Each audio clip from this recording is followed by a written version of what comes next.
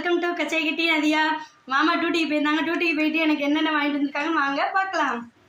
தேங்காய் பால் அல்வா, முள்ளுச்சீவல், கேரட் லட்டு, இங்கே பாருங்க மிக்சர், மிளகு சேவல். இதெல்லாம் இப்போ நம்ம சாப்பிட போகிறோம். அல்வா